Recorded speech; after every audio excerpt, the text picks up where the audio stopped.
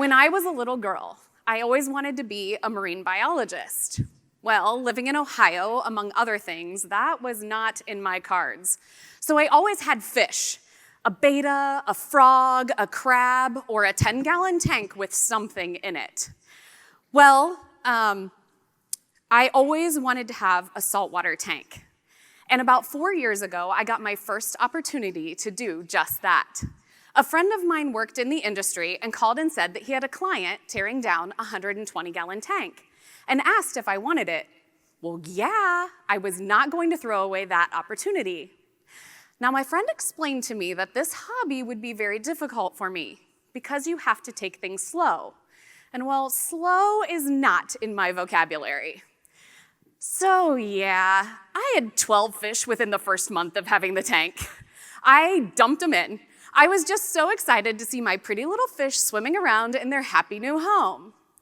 Then one morning, I woke up and there were some white spots on my fish. I didn't think a lot of it until the next day, one fish dead and more spots all over. I had rushed into things, and one sick fish had infected all of the others, and I was only able to save two out of the 12. That's 16%, not very good odds. So I took the 2 survivors out and put them in a separate tank and started researching on how to save these 2 poor little fish. Well, I'm gonna stop here, as you are probably wondering what in the world all of this has to do with education. I work at the high school level, but the just get through it mentality doesn't exist only there. Oftentimes what I hear is, I have to get through my curriculum, or my pacing guide says I have to be here by this point. But how many times do we rush through our lessons just to get where we think we need to go? I did that with my first fish tank, and look where it got me. But really, we need to take the time to get to know our students, what they know, what they need to know, and what they need help with. When we invest the time initially to get to know our students and their backgrounds, it can save us and our students so much heartache. Do you want all of your students to succeed? Or is the 16% that grasp it at breakneck speeds okay with you? Well, let's go back to the research of how to save these poor little fish. I found an online forum where experts collaborate to answer questions, and I found out about this thing called quarantining. Never in the entire setup of this tank had quarantine even been mentioned. The people on this forum were amazing. They were so passionate about reefing that every single fish life mattered to them, as silly as that may sound. Through pictures, videos, and texts, they started diagnosing my fish and telling me what kind of medications they needed in order to save them. This is Nick and Judy, the 2 survivors. This new information about quarantine changed my entire thought process on how much work just goes into having a fish tank, including turning my entire laundry room, mudroom, and now basement fish room into a quarantine area for fish. My husband was thrilled, not. So, 2 very important lessons came from this. This changed my entire perception, layout, and approach to having a fish tank. So what about us and our jobs today? Have things changed? Have the skills students need to know changed? Has the job market changed? Take a look at this slide. Fortune 500 companies were surveyed and talked about the top 5 skills that they want people to come and work for them and be ready to have when they come there. In 2009, they wanted things like strong work ethic, positive attitude, and problem-solving skills. Now, businesses are looking for things like empathy, emotional intelligence, curiosity, and positivity. The other thing that I learned is that without others, my passion and desire to have a fish tank would have died right along with Nick and Judy. I needed them. I needed their help, their expertise, and their advice. So, let's go back to learning about the quarantine process. I had learned just how much goes into this. Every single species of fish has different needs for food, medication, tank size. Some can be grouped together, some cannot. It's an entirely complicated process, kind of like with our students, right? We know we never have to worry about which students we group together, right? Of course we do. And sometimes the students we thought we could group together don't work out too well. So, for instance, I had a Niger triggerfish in my tank. This is a reef-safe fish. And about 2 months ago, I caught her eating Tigger, one of my favorite fish. So yeah, this can be just as tricky to group our students. Each student is as unique as a species of fish. They have different needs. They need information provided to them in differentiated ways, and they need to be able to show mastery in different ways. You are getting ready to start a new year with new faces coming into your school, your district, or your classroom. These are my boys, who both started preschool in the fall.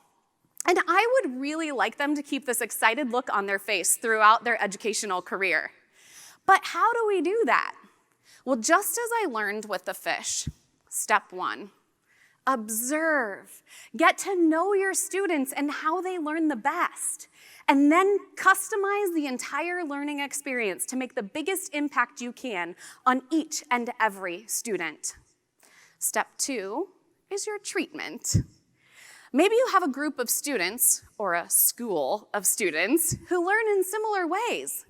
Pull them into small group instruction. If one of the groups can take a more potent medication, dive them deeper into your content and give them more independence. This is how we customize the learning for our students. So fast forward about 2 years past the initial tank setup, and my husband and I both got jobs in the same district at the same time, which, yes, involved moving, including a 12-hour day dedicated to just moving the fish tank. Well, because of housing and how all of those things work, we ended up moving the 120-gallon tank to my brother and sister-in-law's house. I know, God bless them. But what this did was gave me the opportunity to design my new 180-gallon tank for the new house. My husband was also thrilled. My idea was that I wanted to plumb the filtration to the basement so it wasn't up on the main floor with all of the noise for the tank. This involved a lot of planning, and don't gasp at the brilliance of my artwork. I wasn't an architect, okay? We had to do tons of plumbing, we had to run electric, we had to drill 2 holes through the floor of our dining room, and we also had to reinforce the walls underneath where the tank sits because of the weight.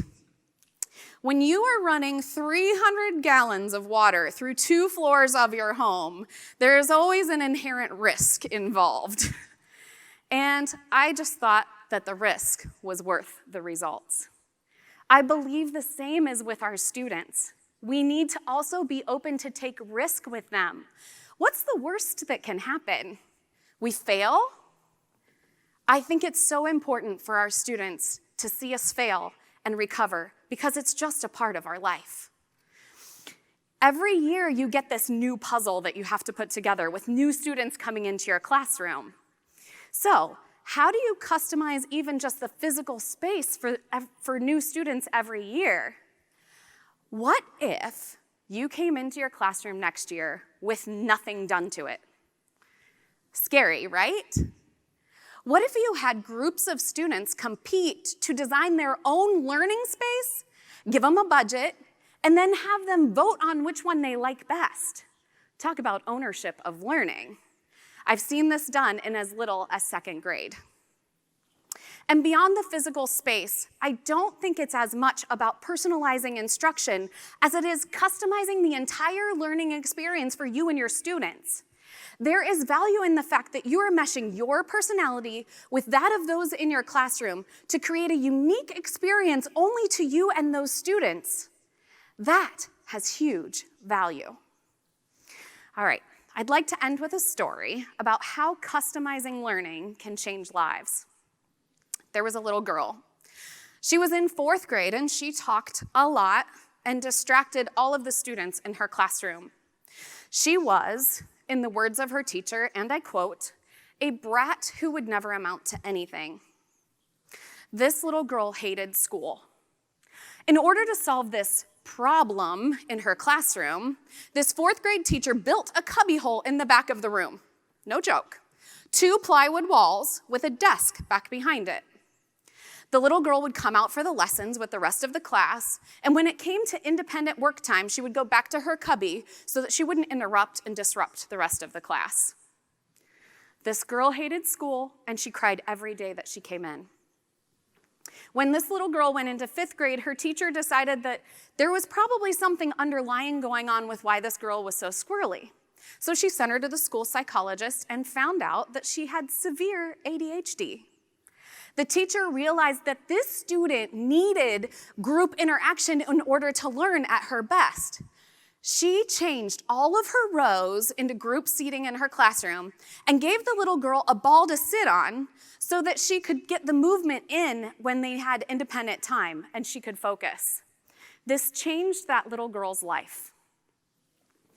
This little girl went on to have a very successful high school career, earned not only her bachelor's but 2 master's degrees, has been an educator all over the Midwest, and is now, like right at this moment, speaking at ISTE 2019. You guys, thank you.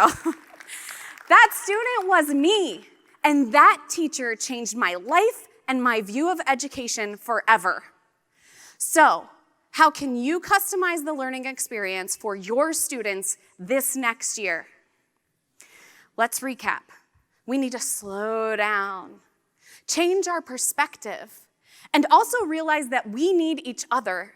We need the opinions and the ideas from other professionals in order to do this job well. And with our students, we need to observe, meet them where they're at, and then make a plan for them to succeed. Had it not been for all of this in the fish world, I never would have been able to save Nick and Judy. So which student will you save this next year? You're already on your way. You're at ISTE 2019. So kudos to you. As you're here, soak it all in. Learn, share ideas, steal ideas, replan, and refocus. When we customize our learning, our schools will flourish and grow. Thank you.